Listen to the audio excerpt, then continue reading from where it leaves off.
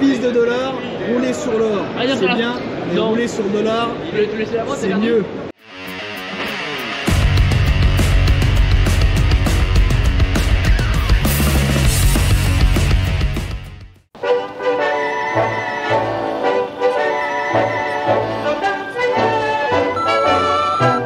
Découverte aujourd'hui dans le salon Retromobile de la marque Dollar que je ne connaissais pas, qui est une marque française. C'est magnifique. C'est magnifique et on a tout de suite un passionné qui va nous expliquer tout ça et qui va nous faire découvrir l'évolution de la gamme au fur et à mesure des années. Regardez, regardez, non mais ça a une de gueule. Rouler avec ce genre de moto, c'est quelque chose qui est vraiment pas courant. Et je pense que là, vous avez une dose de sensation que vous vivrez nulle part ailleurs sur une moto moderne. Comme son nom l'indique pas, une marque totalement française, 100% français. Usine à Joinville-le-Pont 1923-1927, Charenton-le-Pont, Joinville-le-Pont, excusez-moi, 1928-1932 et 1932-1939, Paris Auguste-Lançon. Alors vous avez ici les premiers modèles produits à l'époque, 1924. On peut avancer. Voilà. Les premiers modèles de la gamme. Alors ça a de la gueule. Ça on adore. Moteur Moser suisse. D'accord. Voilà. Après fabriqué sous licence à Pontarlier en France. Ok. Ah oui, Dollar, effectivement, on n'aurait pas pensé que c'était français. C'est quand j'ai vu sur l'affiche en haut la marque de moto française, je me suis dit il faut que je m'arrête sur le stand. Et donc je suis tombé sur une équipe de passionnés, qui exposent leur bébé. J'adore, voilà, dans son jus. La moto dans son jus, vous avez la même dans un jus un peu plus propre et vous avez la sa configuration d'origine. Voilà. Alors là, un petit 175 de temps. Voilà. Bien restauré, bien sûr. C'est magnifique. J'adore la gueule. Et là donc en 1927, alors vous avez ce que l'eau de gamme est déjà en 1927, de 500 avec arbre à 40. C'est super. Le moteur est magnifique. Voilà. Regardez un petit peu. C'est génial, j'adore. C'est un look qui est vraiment, c'est presque intemporel. On est encore sur les années 20 et quelques avec le réservoir, comme on dit, entre tubes, c'est-à-dire entre les deux tubes du cadre. Et là maintenant nous passons avec l'évolution un peu moderne, avec le réservoir en selle posé. C'est magnifique, franchement ça a une gueule. Alors c'est ce que j'avais sur la Théro, j'ai une Théro dans mon salon, donc c'est un peu ce qui me plaisait, c'est ce côté un petit peu avec la plaque sur l'avant, avant latéral. Et je trouve ça magnifique. Alors les 500 là, je vais vous montrer, les 350 c'est excellent. Ah, c'est bouchonné, c'est une finition bouchonnée sur le moteur. Tout à fait, c'était bien un petit peu. L'époque bouchonné, voilà. C'est génial. Et alors, l'échappement un peu en queue de poisson comme ça à la fin. Siglé Dollar, bien sûr. Siglé Dollar. Fonderie d'aluminium. Bon, ça, c'est génial. Vous voulez avec? Bien sûr, c'était pour rouler. Bien sûr, tout à fait, sinon ça sert à rien. C'est le plaisir de rouler. Je vais prendre votre contact parce que ça, c'est un truc qu'on aimerait bien découvrir. Oui. Ça doit être très très plaisant de rouler une magnifique baie. Celle-là est super. C'est magnifique. Elles sont toutes superbes, mais je crois que j'aurais du mal à choisir. Et alors le compteur, j'adore. C'est vraiment très très particulier. Regardez. On est déjà sur un compteur qui est relativement complet, mine de rien. Tout à fait, vous avez ce qu'on appelle le plafond, vous avez l'aiguille qui sert pour voir si votre batterie charge ou ne charge pas. Voilà. Donc il y a un réglage d'avance et d'allumage, je suppose. Bien sûr, toujours en roulant, on a un réglage d'allumage ici. On fait de l'avance, quand on est dans les côtes, on a un peu plus de peps à la moto. Et là, ce qu'on appelle des fois les montres 8 jours, voilà. C'est voilà. Montre mécanique, belle montre mécanique. Oui, alors pour les passionnés de montres aussi comme moi, voilà, donc là vous avez quelque chose de très très original. C'est magnifique. Mais merci de nous faire découvrir ça parce que je ne le connaissais pas du tout. Et vous en avez aussi de l'autre côté, d'accord. Ah bon, on va aller voir de l'autre côté, attendez, ne bougez pas. Il y en a plein d'autres. Là, maintenant là, on passe dans les années 30. D'accord, ok. Là c'était un peu le cheval de bataille de la marque, l'exemplaire le plus vendu. On sait actuellement que à peu près 12 000 ont été fabriqués de ce modèle-là, déjà dans les 30, vous voyez déjà, donc c'est pas mal, c'est important. Il faut savoir que la marque Dollar était le 4e ou 5e plus gros producteur de motos en France dans les années 30. D'accord, ok. Marque disparue, mais bon, il y a peu de gens qui le savent. Ouais, honnêtement, je connaissais pas du tout la marque et je m'intéresse de plus en plus aux motos anciennes parce que j'aime la gueule.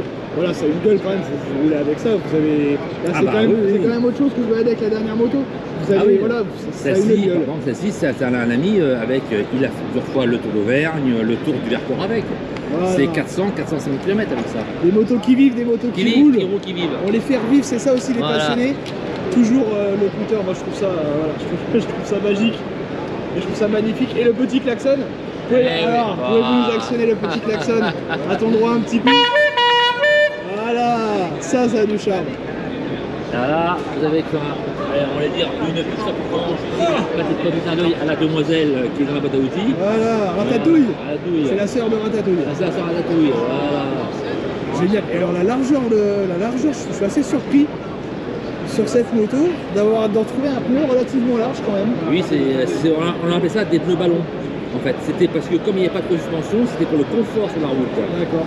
Voilà, donc le pneu est gros. L'air servait de suspension. Exactement. Voilà. Pour compenser un petit peu. Tout à fait, la rigidité de la moto. Exactement. Ça c'est superbe. Alors là, on arrive sur des modèles qui sont restaurés. Oui, là, on est en sortie d'usine. Hein. C'est voilà. magnifique. Et là, c'était un peu le haut de gamme de la marque. Un petit peu, s'il y en avait d'autres. Mais bon, c'est quand même le haut de gamme. C'est magnifique. Là, vous avez fait un travail les passionnés ont fait un travail exceptionnel. Parce que là, on retrouve vraiment tous les chromes. C'est magnifique. Ça a une gueule. Ah, moi, je trouve ça, c'est. Acheter une récente, tout ça, clairement, je préfère avoir ça dans mon garage. Je trouve que c'est quand même. Voilà. Et franchement, si on peut venir les voir rouler, ça sera avec grand plaisir. Celle-là est unique. Alors ça, c'est un modèle luxe en fait. C'est une version tout découpée toute chromée. Voilà. Donc c'est pour ça que bon, c'est un peu clinquant, mais c'était vendu comme ça à l'époque. Voilà. De toute façon, on ne se rend pas compte. On pense que dans ce qu'on a comme image des années 20 et 30, ce sont des motos en noir et blanc. Oui. Les photos, les images en noir et blanc. Mais sur les salons, les motos étaient. Il y avait de la couleur, c'était la mode. C'était la mode d'avoir. J'ai la même en bleu.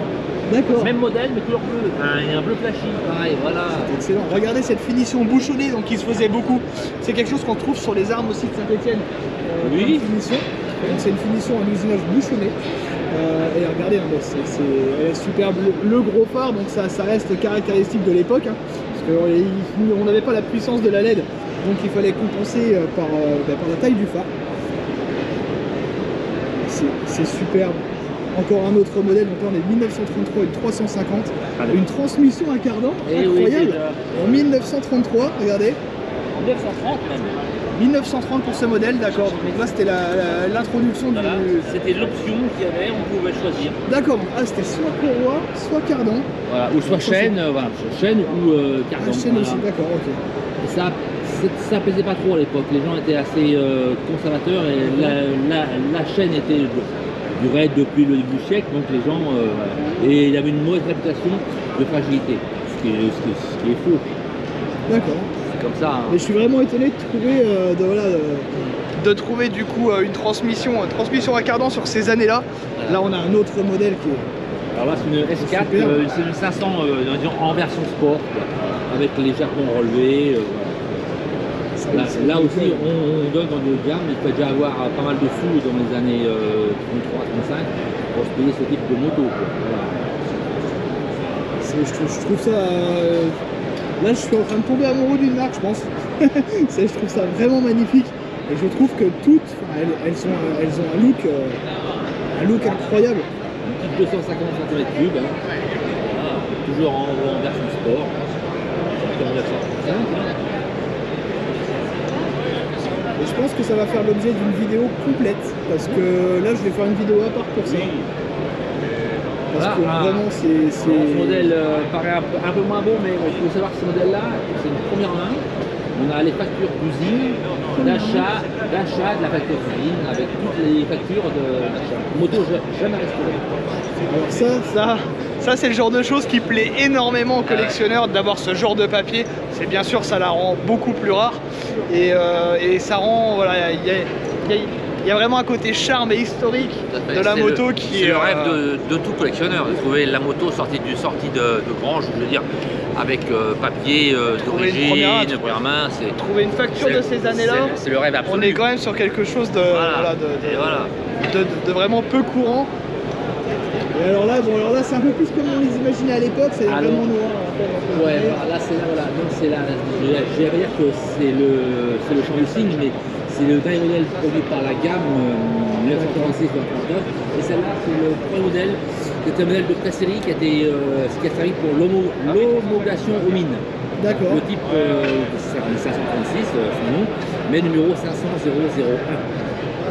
Voilà. Elle est magnifique.